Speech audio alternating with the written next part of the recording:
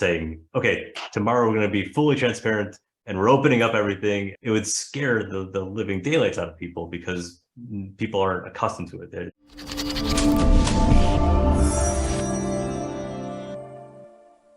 You talked about transparency and radical transparency and changes right now in the environment. How do we get to a place of transparency and maybe even the next step, the radical transparency? Because I've certainly seen inside organizations, they say, oh, all right, we're going to have a transparency, but oh, no, we're not going to talk about revenues.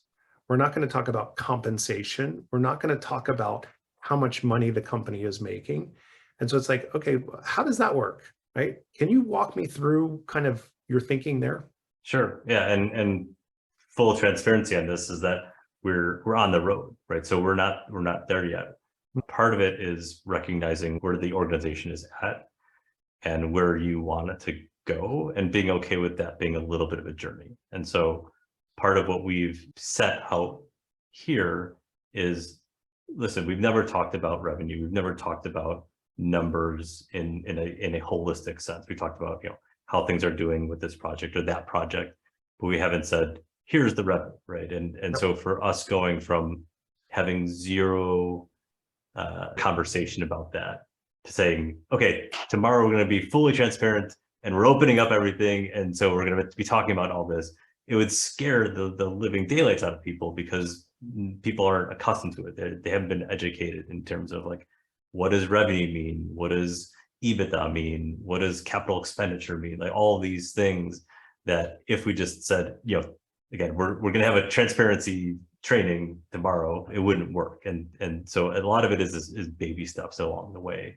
to say, how do we make sure that we're bringing people along on this journey, that we're educating them, getting them comfortable. So a multi-step process. And again, every organization is different, so it's going to happen differently. And one of the things that I found to be really interesting and difficult as a leader in an organization that's making shifts like this in a high growth environment is that every single decision, every single action, every single email and text message and Teams, like you are under such a microscope.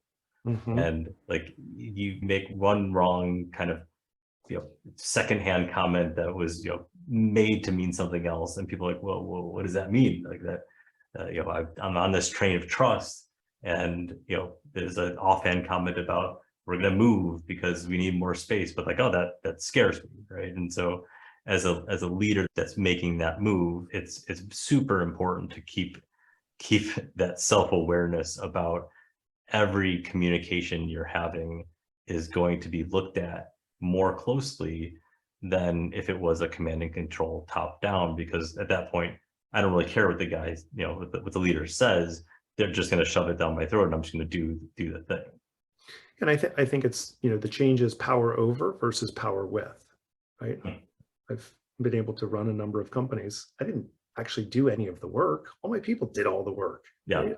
I got to sit in the air conditioning. It was great. But, the key piece there is the trust piece, right? Because I think what holds people back from being transparent, and it's, maybe a virtuous, TikTok back and forth, which is you need trust inside the organization to be able to do that.